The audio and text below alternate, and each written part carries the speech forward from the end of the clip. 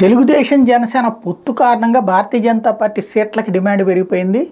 ఇతర జిల్లాల నుండి ఇతర రాష్ట్రాల నుంచి కూడా ఇతర రాష్ట్రాలు ఇతర ప్రాంతాల నుంచి కూడా ఒత్తిడి తీసుకొస్తున్నారు వివిధ నేతలు అని చెప్పేసి ఓ పక్కన ఆంధ్రజ్యోతి కథనాన్ని రాసింది.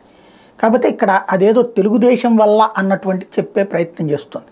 కానీ వీళ్ళు కావాలని ఓవర్లుక్ చేసేది ఏంటంటే మొత్తం 175 అసెంబ్లీ సెగ్మెంట్లకు ఒక్కొక్క నియోజకవర్గానికి 10 మంది దరఖాస్తు చేసుకున్నారు అంతకుముందే. అట్లాగే పార్లమెంటు 25 స్థానాలకి 15 నుంచి 25 మంది అప్లై చేసుకున్నారు. మరి డిమాండ్ ముందే ఉన్నట్టే కదా. తెలుగుదేశంతో పొత్తు వలన డిమాండ్ ఎవరికి పెరిగిందంటే తెలుగుదేశం నుండి బీజేపీలోకి వచ్చినటువంటి వాళ్ళల్లో డిమాండ్ పెరిగింది. అంతకుముందు పోటీకి అంతగా ఇంట్రెస్ట్ చూపెట్టనటువంటి బీజేపీలోకి వచ్చిన తెలుగుదేశం వాళ్ళు ఇప్పుడు ఒత్తిడి చేస్తున్నారు. అట్లాగే ఇతర రాష్ట్రాల్లో ఉన్నటువంటి తెలుగుదేశం అభిమాన నాయకుల చేత చెప్పించుకొచ్చేటటువంటి ప్రయత్నం చేస్తున్నారు. అంతే తప్ప బీజేపీకి డిమాండ్ లేకపోవడం ఏంటి?